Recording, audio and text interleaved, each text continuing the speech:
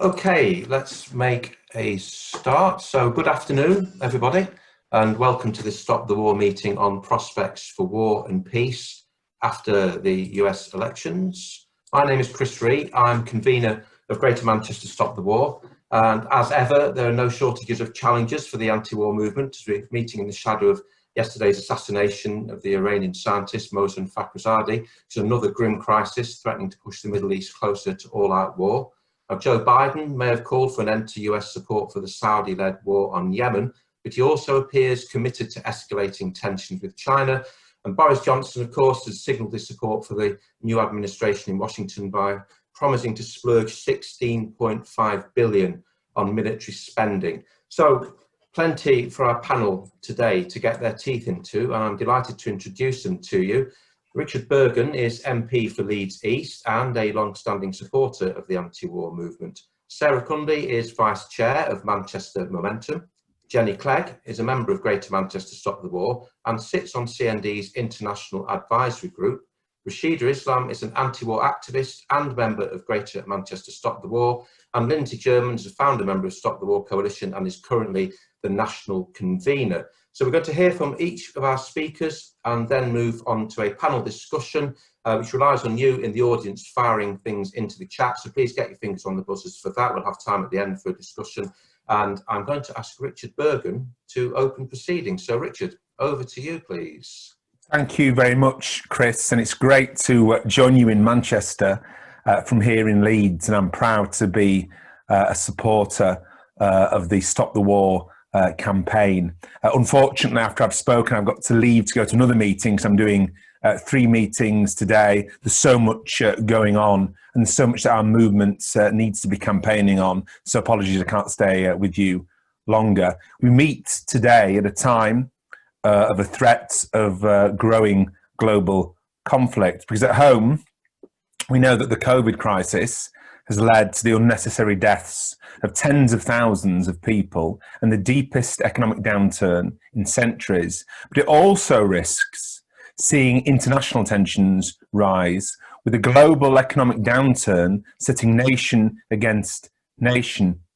Beg thy neighbour tensions may operate simply at the level of trade disputes, or of course tensions within multilateral organisations like the World Health Organization. But there is also every danger that these tensions could spill over into something far more dangerous. So at this time of deep economic slowdown globally, we need to build the peace movement more than ever before. We need to be arguing for welfare, not warfare.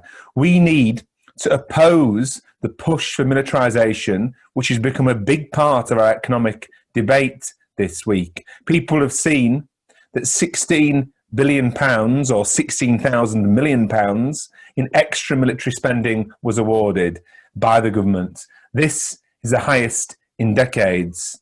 There was no question that there was that £16 billion increase available, but the same government just a few weeks before had been opposing the proposals to extend free school meals into the school holidays, which by comparison cost very, very little indeed. And Aaron Bevan said, didn't he, that socialism is a language of priorities. I think we can see the priorities of this government when we compare the increase in military spending with the refusal to properly prioritise protecting people's living standards and looking after everyone in our diverse communities. So at the same time, there's been pay freezes for public sector workers, the benefits increase of just 37 pence per week, the broken promise of the minimum wage increases, and the threats of the £20 cut to universal credit. And we've got to oppose this appalling decision to fund the military to such an extent whilst cutting key services. We need to fight for investment in the welfare of all our people, not investment in warfare. But this isn't just a grotesque example of the callousness about how our state treats its people. It's also, and I think we need to be clear about this, a sign of the geopolitical reorientation of the UK that we are likely to see more of as the UK tries to get even closer to the USA in a post-Brexit world. So as a movement, we need to be pushing for a different approach, not tying ourselves ever closer to the USA military, but actually supporting multilateralism and actually supporting genuine cooperation. Our approach to global security should be more focused on the real threats that we face, the threat of climate change and, of course, the threats of global public health risks. So we need to be making the case for international justice, because it's especially appalling at this time of a global health crisis that our government is cutting the international development budget. Take Yemen, for example. According to the United Nations General Secretary last week, Yemen is in imminent danger of the worst famine the world has seen for decades. The UN relief chief recently said Yemenis were not simply going hungry, but being starved. Yet despite this, instead of helping, our government is actually pouring fuel on the fire. It's decided to renew arms sales to Saudi Arabia that will fuel destruction and prolong the conflict in Yemen, where the Saudi-led coalition has employed widespread bombing in a war that's killed many thousands of civilians. The United Nations reports recently said countries arming parties involved in the conflicts could be aiding and assisting war crimes. That, let's be clear, could mean our government. And now we discover that Britain has been secretly deploying troops to defend Saudi dictators' oil fields, yet more craven support for that brutal regime. The arms sales should be ended. The troops should be withdrawn. There are also, as was outlined at the beginning of this meeting, deeply worrying signs of a new Cold War opening up between the USA and China. As China emerges as a world power, there'll be growing attempts to pull the UK into US-led hostilities to it. Some call it a new Cold War. Such a Cold War risks vast resources being reallocated from public services to rising military budgets. It risks undermining the economic, climate and public health cooperation that the world needs now more than ever. And it also poses a threat to peace the world over. We know, don't we, that Cold Wars can become hot wars and proxy wars. So whatever views one has on China, we need to be opposed to any US-led new Cold War. Finally, and I want to finish with this, our movement has a proud tradition of supporting Palestinian human rights. And tomorrow is the United Nations Day for Palestine. It shouldn't need a United Nations Day, but as long as the oppression of the Palestinians continues, it is essential that there is one. And it is essential that we keep flying the flag for justice for Palestine. We must speak out against injustice wherever we find it. We must speak out against war. We must speak out against militarization. We must speak out against a new Cold War. We need to speak up for peace, not for war. We need to speak up for the better world that is necessary. That's a task of our movement, and it's a task that's more urgent and more pressing today than perhaps it has ever been. Thank you so much, Richard. That's a great context, and I think you've really set out both the scale of the challenge and the crisis, but also just underscored just how important and powerful the arguments of the anti-war movement are. So thank you for that. And our next speaker this afternoon is Sarah Cundy from Manchester Momentum. Sarah, the floor is yours. Thank you, and thanks for the invite, Chris. I'm going to talk briefly about where we are in terms of the election, and then what this means and what we can do as anti-war activists and campaigners in the Labour Party. I'm sure everyone else is going to cover this, but a bit of a background to start. So under Trump, there was an aggressive foreign policy, especially towards Iran. He strengthened alliances with other far-right warmongering governments, such as Saudi Arabia, and he retracted from progressive international agreements on climate change. And importantly, he was an international advertisement for authoritarianism and for right-wing nationalism. So this election is positive in that it will weaken authoritarian nationalist regimes across the world who look to Trump and the Trump administration for support and for guidance. And obviously it's positive for US home policy and for US residents, especially people of colour, LGBTQ and disabled residents. But paradoxically, the Trump administration was a regime of such potent America First nationalism that we saw Trump damaging US standing abroad, and we saw him move away from NATO and other institutions which are main facilitators in American global hegemony. Last week, in true American presidential fashion, Biden tweeted, "America is back," and that sums up kind of where we are. He expounded on this at an event on Tuesday, saying, "America is back, ready to lead the world, not retreat from it, once again to sit at the head of the table, ready to confront adversaries and not reject our allies, ready to stand up for our values." So it's likely from this we'll see a move to consolidate NATO further. Also, talk of American values in foreign policy normally implies a sort of rejection of international law and also a forced neoliberalization, which wasn't a Trumpian ideal. And also we saw that Biden his campaign relied on foreign policy advisors from past administrations, particularly the Obama-Biden administration, which we know was shocking in terms of foreign policy. This was an administration which began the aggressive stance towards China in US foreign policy, and which also bragged about placing crippling sanctions on countries like Iran. So if it's looking bad, sort of as always in the US, what can we do as labour activists and anti-war campaigners, even under our current restrictive leadership? So I'm sure Lindsay will talk about this in more detail, but we need to counter attempts to whip up anti-Chinese hysteria. And that began under Biden and Obama's tenure, and which is heading us towards a new Cold War. We can do this through education, by talking to fellow members and inviting speakers to our CLPs about US imperialism, about this new Cold War, and about our apprehensions for a Biden presidency. Second, we can influence party policy on these subjects, passing motions on Saudi arms, on Palestine, and on NATO, although that one's probably a battle. And it will send a message to our leadership that we want, as a socialist party, to stand up for anti-imperialist foreign policy. So we should use this opportunity to press for a different foreign policy in Britain and away from a return to the special relationship. But also we must realise the limitations of trying to advance anti-imperialism within an imperialist parliamentary party.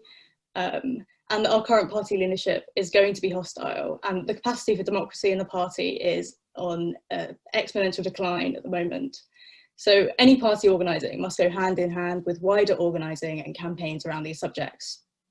Much of this organising is happening with the Stop the War, so I'd encourage everyone to join and encourage their friends and comrades to join too, because there is an opportunity here to force Biden to make good on the positive aspects of his programme, e.g. withdrawing party from the Middle East. If international mobilisation takes place against particularly the war in Yemen, we might be able to see those things come to fruition. And I would just reiterate, because it's quite a depressing time in the Labour Party at the moment, some of our wins when it comes to foreign policy. Obviously, for the last 5 years, we've had a previous chair of Stop the War sit as leader of the Labour Party. And although under a new leadership now, the left have done well in the NEC elections, and we've almost swept the board in Young Labour. I think Young Labour needs we need to talk about Young Labour here for a minute, because this is a youth wing of the party which constitutes a fifth of the membership, and which in 2017 voted at our policy conference to withdraw from NATO. It's a strong anti-war and anti-imperialist section of the Labour Party. So a change in administration in the US will always hold opportunities for influence. And we now more than ever need to be pressing within the party and externally to the party against war and against militarism in all aspects of our campaigning. Thank you so much, Sarah. That's terrific. And it sort of really struck home, actually. We're talking about the impact of the change of administration in the US, but of course, it's set out very clearly, the change of impact of leadership of the Labour Party and what that means for the anti-war movement and the anti-imperialist position in the party and the Labour movement is just as critical. And you also, of course, spoke about the long, slow fuse of anti-Chinese hysteria as well, which is a very, very profound point. Which is a good moment to introduce Jenny Clegg, who from GM Stop the War and CND, and also an expert on China. So Jenny, the floor is yours, please. Thank you, Chris. I'm really delighted to be on this panel. This is obviously a very critical time, as Richard and Sarah have laid out very well. As Chris said, I'm in Stop the War and also in CND, and I'm looking at the situation from that perspective. So my first thought when I heard that Biden had won the election was great relief that Trump's finger was no longer going to be hovering over the red button, the red nuclear button. But it seems that we're not quite out of the woods yet. It's being reported again in the papers that Trump might be considering some kind of strike on Iran's nuclear capabilities. So peace campaigners in the United States worked really hard for a Biden presidency, and there's a certain optimism that he will return the US to the multilateral system and that this will make nuclear war and climate catastrophe less of a certainty. So those are the hopes. Biden says that he wants to return to the Iran nuclear deal, but it's not going to be easy to make concessions. Note there's no initiative on North Korea, and in both of these regions the situation is at danger point, verging on a nuclear arms race with Saudi Arabia and South Korea and Japan both arguing for developing nuclear weapons. Now, what is at stake here is not just US regional influence, but a bigger agenda. Biden shares with Trump a world perspective that sees Russia and China as strategic rivals and hostile actors in a great power competition. His call for a league or concert of democracies is in this sense a continuation of Trump's new Cold War with China, bringing in Russia and differing only in tactics.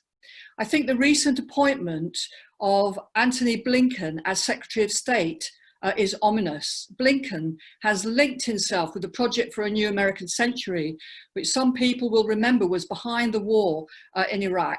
In 1997, this project was set up to shift the focus of US foreign policy to prevent the rise of any potential competitor. So in the first place, we need to be watchful of NATO expansion, which would aggravate tensions with Russia in the Baltic or in the Caucasus or in the Arctic. But as previous speakers have mentioned, the fundamental issue is the issue of China. Blinken is particularly keen to pursue a global NATO. Why shouldn't Germany or France work with Japan or India on strategic issues, he asks. In other words, containing China. This is multilateralism for allies only, but a Cold War division for the rest of the world. The main aim is to drag Europe away from China to support military provocations in the South China Sea. Now, we should recall here that the pivot to Asia originated with Obama, as did Pentagon plans for an air-sea battle with China, developing an overwhelming military capability to launch a preemptive strike, wiping out a score of China's major cities simultaneously. With Democrat support, the US developed new types of weapons for fighting in space, as well as new nuclear weapons, smaller and more usable, and new delivery systems for nuclear weapons, including the F-35A fighter jet, parts of which are manufactured here in the Northwest in BAE Systems. All these are clearly part of the Pentagon's plan for full spectrum dominance over land, sea, air, and space to contain China. And of course, this all involves huge expense, and now comes Johnson. He desperately wants to keep US attention. But since we've left the EU, is the US interested in a special relationship anymore? Biden can go straight now to Macron and Merkel. So Johnson is frantically waving, over here, over here. We'll put money into space weapons and robots and pilotless jets, and we'll help you build a global NATO. We've got bases all over the world. We've got bases in the Middle East. We've got bases in Latin America. We've even got bases in the South China Sea. And what's more, we've got a brand new aircraft carrier which can carry your F-35s into an air-sea battle with China. Johnson has in fact just mugged the British people. He's put in his order to the taxpayer without any explanation as to why all these weapons are needed. We're still awaiting the Integrated Defence and Security Review. which should define what threats Britain is facing and what we need to make us safe. We've not had any debate about what our security priorities are. It's a bit like going to Lord Sugar and demanding money without presenting a business plan. Now, the US is a declining superpower, and there's no future for the UK in chasing after its coattails. Besides, it's dangerous and costly. We have to face reality. Even John Major opposed Johnson to say Britain is no longer a great power and will never be so again. It was Wilson's government that withdrew Britain east of Suez in the 1960s, a big step down from being a leading world imperialist power to become a regional European power. Now Johnson blusters about reversing the UK's retreat from the world and is sending the Queen Elizabeth aircraft carrier to the Far East next year in a bid for global Britain. It's typical of his false promises and overambition, which obscures an even greater subservience to the United States, wrenching Britain round from its Europe-facing positioning to join the US in building a global NATO. The world is at a turning point, technologically, geopolitically, economically. The US needs a president that can lead it, not back into world leadership, but into quite a different role in a more multipolar world. My fear is that Biden's multilateralism will be aimed at the outdated goal of securing US dominance so as to ensure that the West prevails over the rest of the world into the future, as it has done for the last 300 years. My fear is that Biden's will prove to be a weak presidency, suppressing the left and caving to pressure on the right. But progressive forces in the US have learnt the lesson of Obama. They're not sitting back after winning the election, but will keep on mobilizing against the pressures bearing down on Biden from the right. We in the UK have to mobilise too. Johnson is sending the wrong message to Biden and is taking us down the wrong road. The world is changing. Our security depends not on robots and pilotless jets and space satellite busters and all the paraphernalia that would make it possible to use nuclear weapons with impunity. Our security depends not on dividing the world, but on cooperation with all countries to fight pandemics, to avert a climate catastrophe, and to deal with the colossal economic problems that are right ahead of us now. Thank you. Jenny, thank you very much for that. And again, really setting out this idea of imperial decline and all the dangers that are contingent on that, and Britain's terrible posturing, which is obviously a danger to us all. Just at this point, if you continue to put questions in, we've had a lot of comments in the chat, but questions would be great for the panelists when we finish the speeches. And also, if you're not already a member of Stop the War, of course, you can do something about that right now. Just go to stopthewar.org and join, because the movement, more than ever, as we've been hearing today, quite rightly and profoundly, needs support, and it needs your input. Our next speaker is Rashida Islam from Greater Manchester Stop the War. Rashida, welcome to the panel. Hi, thanks, Chris. Can you hear me? Okay, great. Yes. Yeah. So thanks for inviting me to speak on this panel. I'm going to talk about sort of a couple of big regions across the world, but I wanted to start with the election results in the US. So as Sarah already alluded to, voting for a Biden victory was a positive development, and it's important to understand why that was. So Trump, squaring off against Trump at the presidential elections, it was important to defeat him because of his atrocious handling of the pandemic. The US is now at over 265,000 deaths. His incredibly reactionary stance on the climate change, in that he withdrew the US from the Paris Climate Agreement. He's been ramping up aggressive policies against Iran, namely the assassinations of the military general Qasem al-Soleimani, and of course the nuclear scientist. His assassination has been linked to both Israel and the United States, and also the levels of aggression that are being raised up against China, which has been preceded by whipping up of anti-Chinese racism. So that's the essential framework of Trump, and that needed to be defeated. So it's that, on that basis, it was important, therefore, that Biden was elected. But it's also important to recognise that Biden will fundamentally not deviate from Trump's trajectory of subordinating countries to US interests. Where there are differences are notably over Yemen. So what Biden has promised to do, he's promised to end the war on Yemen, that, which is good. He has nominally committed to ending arms sales to Saudi Arabia, although even now he appears to be rolling back from this pledge. So we'll have to watch that space as to whether or not he does actually commit to that. And he's also pledged to hold Saudi Arabia to account on, in Biden's words, murdering innocent people and children. So why is it important to stop the war in Yemen? Well, Yemen, as it currently stands, as it was actually highlighted earlier by Richard Bergen, it's it's home to one of the worst humanitarian crises in the world. It's been ongoing for over 5 years.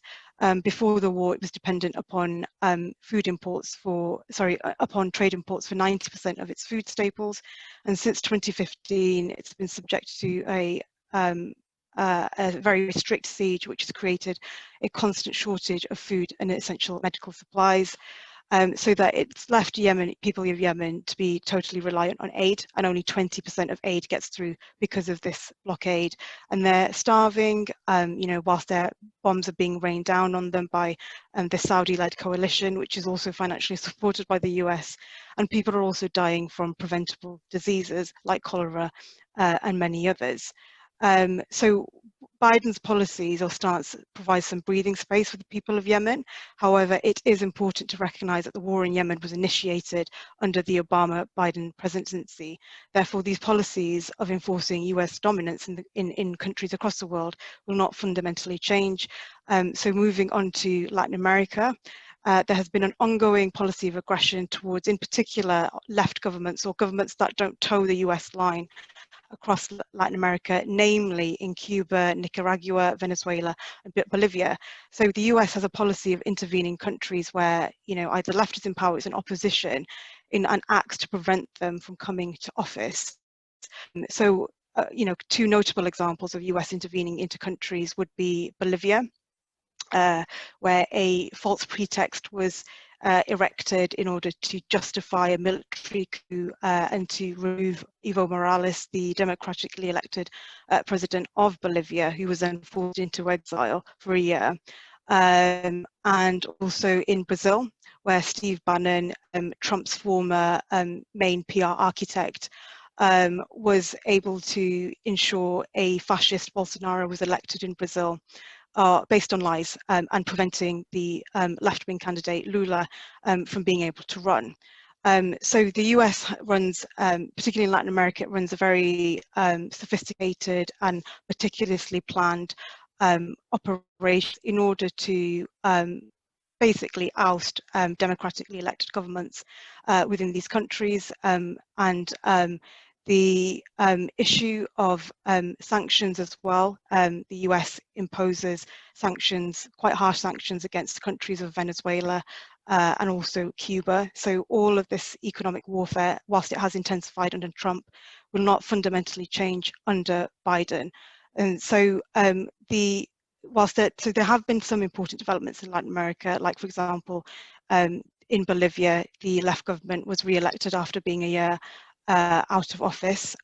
So that was a good advance. You also see a huge crisis unfolding in Chile, against neoliberal reforms, where thousands have taken to the streets to demonstrate against very hardcore free market policies. The US will be certainly keen to destabilize these developments. You also have ongoing coronavirus catastrophe in countries that have pursued a kind of neoliberal policies, not just in Latin America, but in particular in Western countries.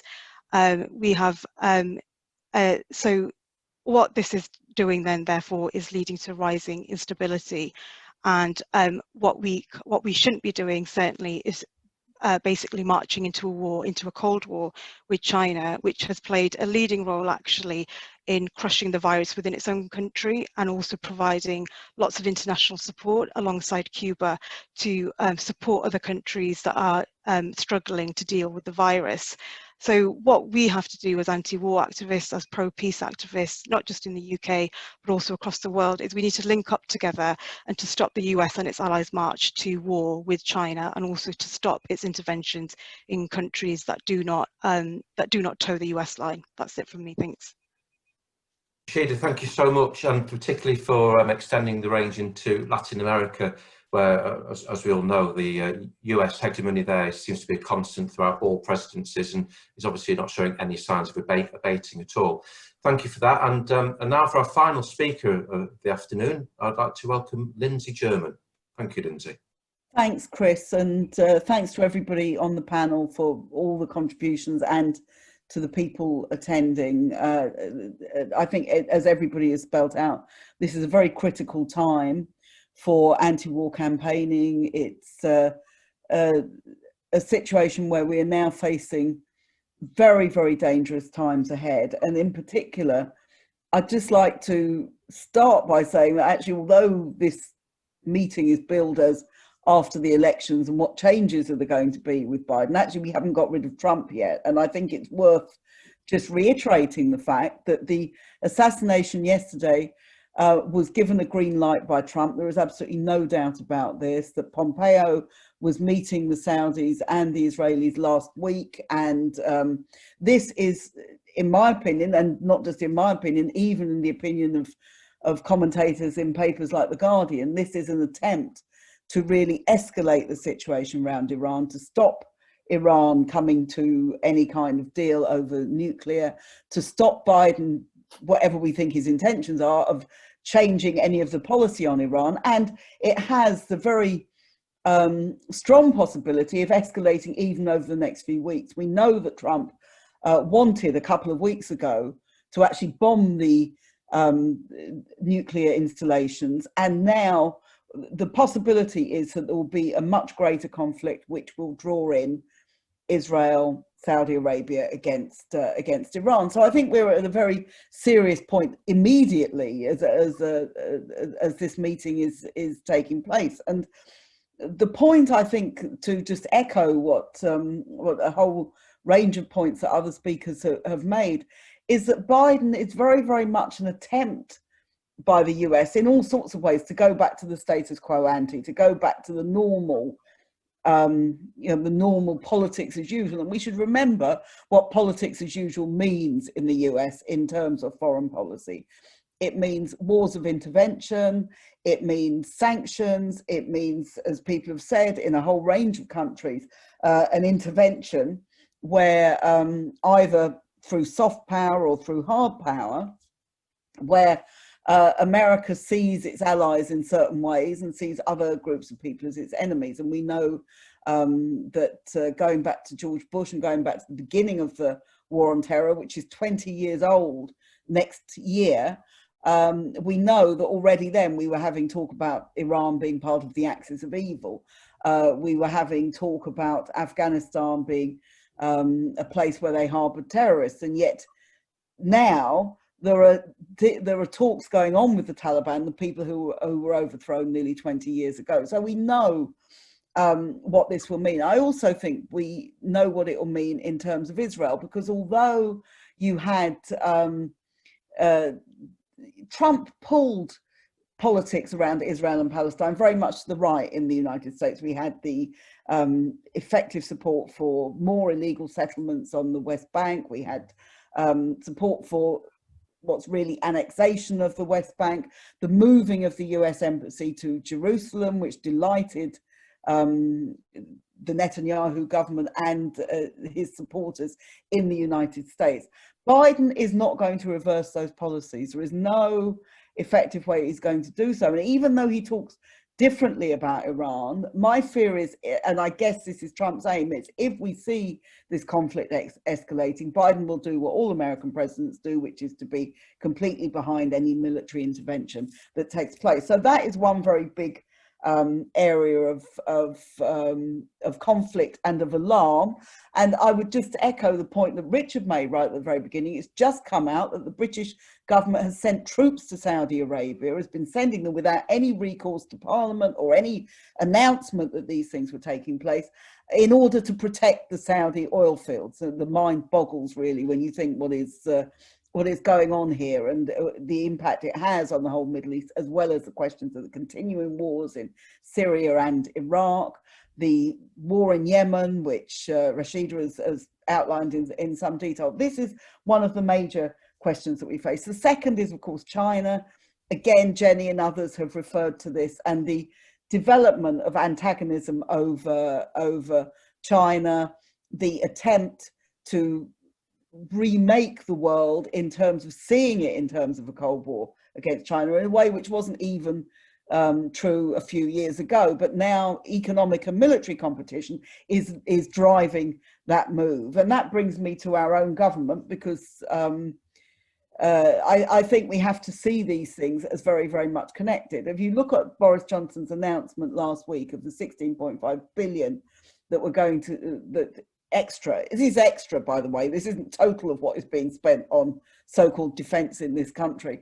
It's extra on top of 41 billion, which is the normal amount. And also it's not the end of the story, because the Tory election manifesto last year promised that there would be another 0.5% every year increase on top of inflation for defence spending. So if you look, you're talking about 21, 22 billion on top of the normal thing. That is almost exactly the same amount that is supposed to be saved by a public sector pay freeze, which we're being told is essential to save the economy. So I think we can see what Johnson is doing. He did it partly to appease his own right wingers and the kind of support that he has from the papers like the Mail and the Express and these kind of things, his own MPs. But very, very importantly in this is a signal, as Jenny said, to the United States that we are with you and we will be as close to you as possible. And you can use, we're an old empire that's massively in decline. You're a much newer empire, which is also in decline, but from a much, much bigger, still from a huge base. But you can use us as your loyal supporter in our bases, with our aircraft carriers, all of these kind of things. So I think these are major issues as well. And just to finish, I'd just like to make 2 points. When we talk about security in this country, and this is the argument always put for military spending, what is it that makes people insecure? Do we seriously think that people are worried about a Chinese invasion, about a Russian invasion, about any of these things? Anyone seriously considering this would say that, this isn't at all what concerns people about their security is, can we do anything about coronavirus? Is what is happening over climate change? Do people have enough food? Do people have a decent house to live on? That's the real security that people need. And this is something which is neglected in favour of more and more of this military spending. So just to conclude, thanks very much for putting on the meeting and for inviting me to speak. Please do join Stop the War. Please do get active and build Stop the War. We may well have to be out on the streets insofar as that is possible in the next few weeks. We certainly will be doing things online. We have a campaign now against the military spending. We also have a day of action, international day of action over Yemen in January. I hope that these will get posted in the chat, but obviously people can find more details on our website. But thanks very much for everything that people have said today, and let's keep campaigning and keep fighting, because these people are not giving up and we can't give up either. Lindsay, thank you very much, and particularly ending on that reaffirmation of the need to mobilise, organise and campaign more than ever. So thanks, that's all from the speakers, and we're now going to go into a bit of a discussion, and I'll start with a question relating to the assassination of Fakhrizadeh yesterday. It's a question which asks, what is the significance of the assassination in the context of the potential future of the nuclear deal with Iran? Who would like to pick up on that first and add some thoughts to that, please? Looking at you all around the screen. I mean, I can, but I've just sort of referred to it, I suppose. So just to reiterate, it's obviously aimed at escalating the tension and at ensuring that there is no possibility of the nuclear deal being being reassembled and being reestablished. So I think it has great significance. I mean, there's been all these skirmishes going on. Anyone who follows it closely will know this has been going on for a long time. This isn't the first assassination. I mean, there's obviously the general Soleimani back in January, but also recently there's been other assassinations. There's a lot going on, and Iran will retaliate in some ways. I think there's no doubt about that. When you look at the nature of the country and the political considerations there, and in this situation is what will then happen. That's the question that we all have to worry about. Absolutely. Jenny, you had your hand up there too. Yes, I agree very much with what Lindsay has said about ratcheting up the tensions and creating more divisions. I think that it's important to understand that what the Iran nuclear deal involved, because it was drawing together of the various parties, which included Europe and Russia and China. So moving back into the Iran nuclear deal is quite a big step in terms of engaging in discussions with Russia and China about possibly the most contentious region in the world. So I think that this is what is at stake in staying away or returning. I think that there was even some discussion under Trump about the possibility of returning, but with conditions such as that Iran shouldn't fund or finance and try and influence situations in other parts of the Middle East. Maybe other people here remember more about those conditions. Of course, the Iranian people have been under tremendous pressure with these sanctions, which are US sanctions, as well as UN sanctions. The US sanctions are heavier, and the Europeans don't like sanctions because it goes against the grain in terms of upholding human rights.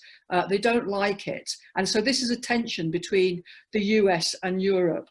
I think that if Biden can lift sanctions in any way, and also in relation to North Korea, this would be a great relief for people in Iran, and also a possible way forward. But as I said when I was speaking, I think that the pressures on Biden from the right are going to be tremendous, and no matter what good intentions he may have, he will be under so much pressure. And there were various instances where Obama, you can see if you review his foreign policy, where he bowed to right-wing pressures. Thank you, Jenny. Rashida, anything you'd like to add to that?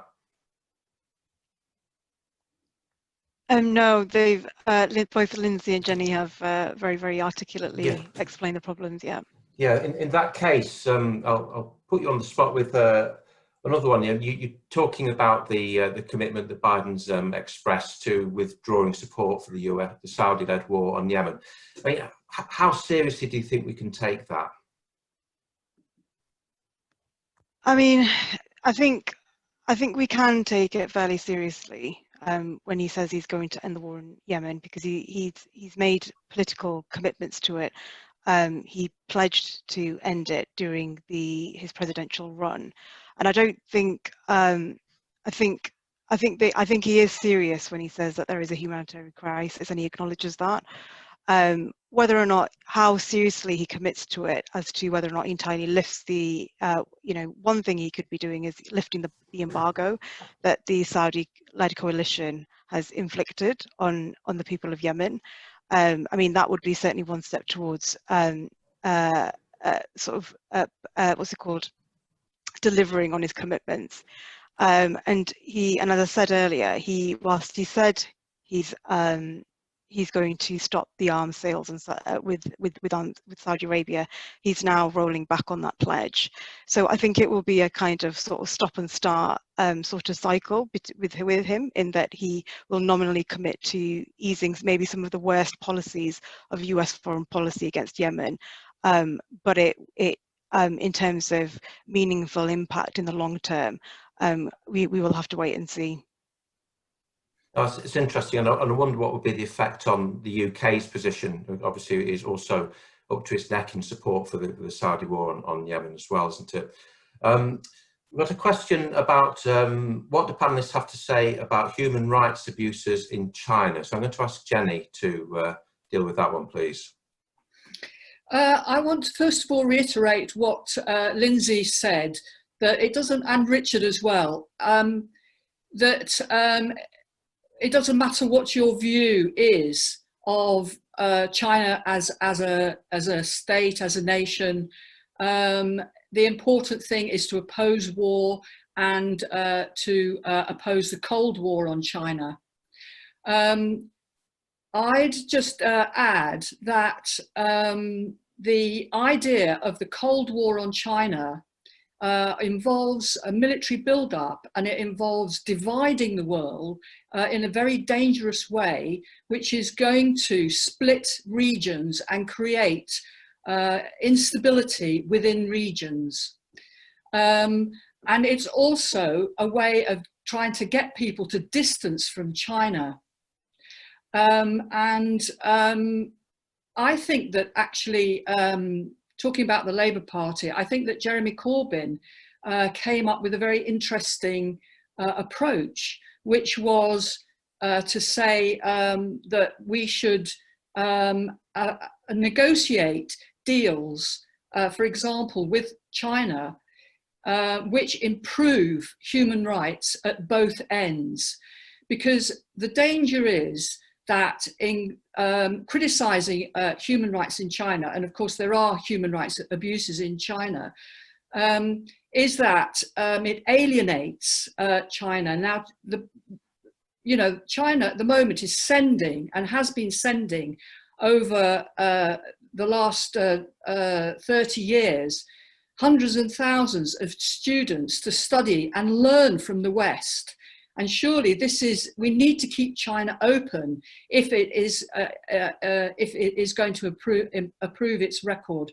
So I think that this idea about having improvements in human rights on both sides, rather than wagging the finger and taking the moral high ground, and what is essentially virtue signalling, I think is the way to go. I don't know what Lindsay is going to say, whether that's beyond the bounds to be discussed in Stop the War, but I do think that that we have to acknowledge these kinds of debates. Yeah, Lindsay. Yeah, I mean, in terms of the points that Jenny's made, I think it's right. You can acknowledge there are human rights abuses, but then you've got to say, why is this being used as a justification for war? I mean, if there's human rights abuses, they're not just in China. I mean, for example, you've got the Rohingya in Burma, which we don't get the same call for military escalation against. Just to take one example, there are many, unfortunately, very serious human rights abuses around the world. But also, even if you want to campaign against human rights abuses, as we all should want to do, the idea that wars have ever been a solution to them is just simply false. I mean, if you look, for example, one of the most famous examples that's always used is the Kosovo War. Now, I don't want to get into all the details of this because, again, people have got different views on this and different views about what should have been done before it and how it was conducted. But the truth of the matter is that many people died as a result of that war through bombing. Kosovo remains an incredibly poor and quite a wrecked country, actually, with huge problems of drugs and various sort of forms of criminality. The idea that that bombing more than 20 years ago actually dealt with the problems is just simply false. If you look at Afghanistan, we were told it would bring rights for women. Nothing of the sort has happened.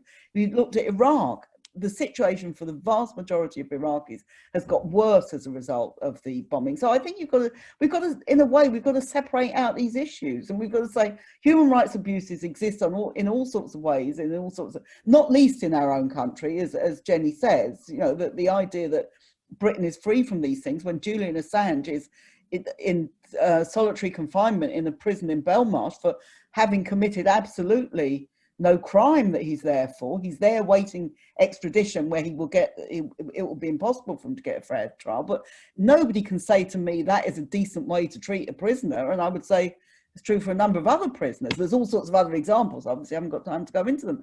But, you know, we've really got to separate these issues out. Do we really think that we're going to get more girls going to school because we're bombing countries? No, we're not. We've got to look at it from a different point of view. And the wars have been an absolute failure from this point of view. They haven't increased human rights, they've made it worse. And just a final point to agree with Jenny, there's a whole range of things we might not agree on China, but just to agree, the idea that building a 3 billion aircraft carrier, which is going to go to, you know, the South China Sea as a sign of British military power, rather than spending that on school meals or whatever, does anybody seriously think this is a sensible way to deal with any of these questions? It really isn't.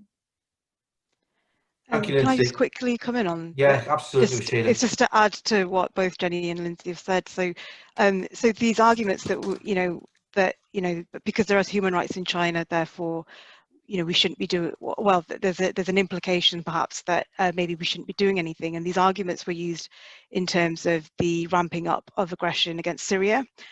Because of the regime, the existing regime there, and human rights abuses there, it was therefore used to kind of undermine the arguments that we should not march to war with Syria.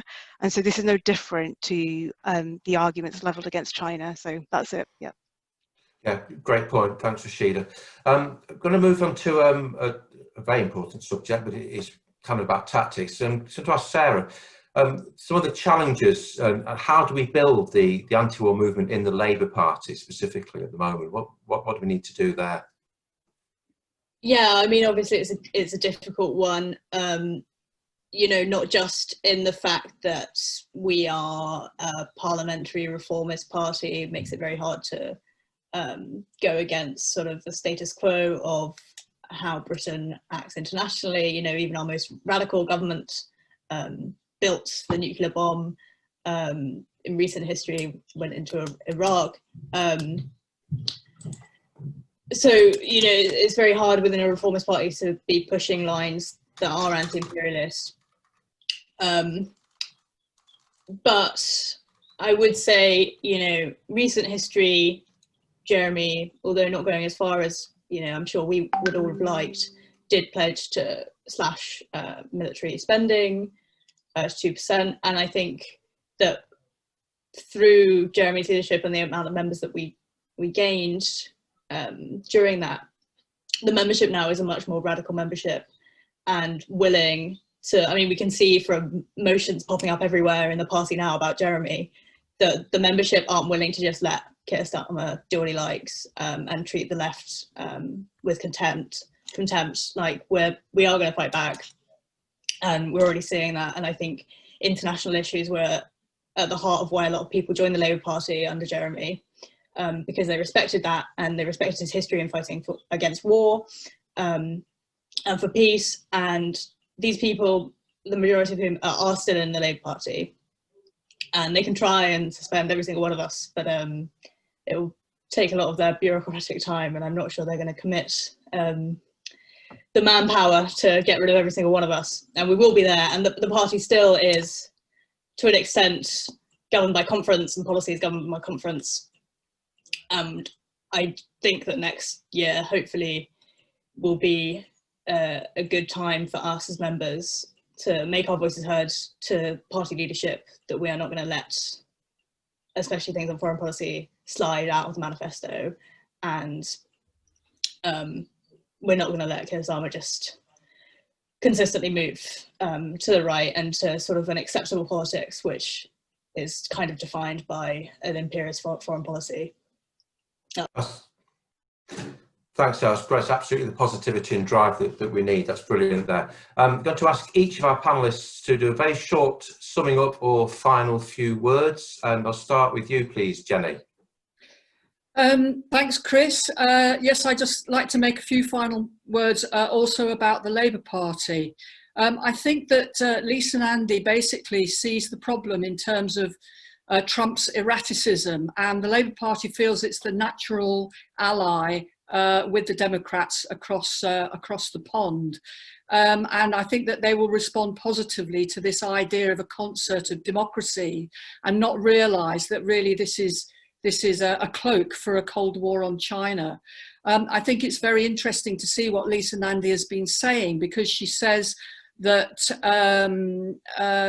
just to reinforce something that Lindsay said, I mean, she's actually said that the legacy of Iraq has been allowed to serve as an agenda for non-intervention, which may be necessary. And so it's clear that Starmer is looking again at the opposition, at the question of non-intervention that came out of the opposition to the Iraq War. I think that she sees, she doesn't see the US in decline, and she doesn't see the real situation of Britain in the world. She still thinks that the UK has an important leadership role to play, and she's going to work, she's going to be looking at things like the G7 and the Commonwealth. But unfortunately, the Commonwealth is not going to help us out of an economic crisis. And the last thing that I want to say is about the nobody that I can work out has actually opposed Johnson's increase in the military budget and the spending on these new weapons. I actually asked my local MP about this at our CLP meeting last week.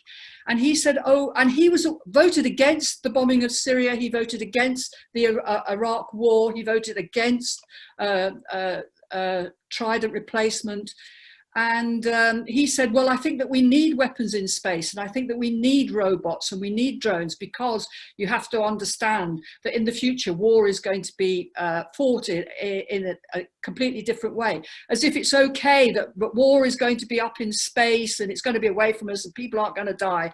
Actually, what these programs are designed to do is precisely to launch a massive destructive effort on countries that it wouldn't be possible to fight against, because the risk of death, hand-to-hand fighting would be too great. The whole question about space is that to get control of space so that it makes it easier to use nuclear weapons. So sorry that if that's opening up new stuff, but no, not at all. That's the subject matter of another great meeting, which we'll have very soon. Lindsay, a final word from you, please, or words rather. Yeah, thanks. I'm afraid I've got to go straight off after this, because I've got another meeting. Probably, this is life these days with Zoom, isn't it? You wouldn't be able to do it otherwise. Look, just to conclude, I mean, I think actually another meeting on space and all the things they're talking about would be a very good idea to have, because there's so much to say and there's so much rubbish. And I agree very much with Jenny. I think it's shameful, really, that the Labour Party has gone along with all this extra spending at a time when we're telling all sorts of people they can't get a wage, they can't get a house, they've got to accept poverty, all this sort of thing. It's absolutely disgraceful. I just want to really just reiterate what a serious crisis we're in and how this is an ongoing crisis. Over the next year, we've got our AGM, which all our members and group activists can come to. We've got a meeting, a conference, which is going to be around some of the issues to do with the new Cold War and what's happening around politics and foreign policy. And then in September, we're going to do some events around our 20th anniversary, which is a sort of mixed blessing that we're still here after 20 years, because we really shouldn't have to be, but we know why we are. So please do join, please do get involved. There's the whole question of Yemen, there's the petition around the no increase in military spending, there's possible protests over Iran, and there's the ongoing crisis in China. There's plenty to do. If you want to choose different areas that you want to be involved in, there's something for all of us to do. So thanks very much for organising the meeting, Manchester. It's been really good. I've really enjoyed it, and hope to see you all again soon. Thank you so much, Lindsay. And I'm sorry, Sarah and Rashida, briefly, because the money in the meter will probably run out quite soon, because I know everyone's got other meetings. So Sarah first, please. Yeah, I mean, I'll just keep it to a sentence like just join Stop the War. There's never been a more important time to be involved in the anti-war movement. Perfect, absolutely brilliant. And Rashida, the last word is with you, please. Thanks for organising. Yeah, just to urge people to please join Stop the War and please keep anti-war activities alive within the country and within the Labour Party. Thank you. Fantastic, I second that. And thank you to our fantastic panel, Rashida Islam, Sarah Cundy, Jenny Clegg, Richard Bergen and Lindsay German. Have a tremendous rest of the day, and thank you for joining Stop the War if you've done it already, and thank you for doing it when you do, and see you at the next meeting. All the best.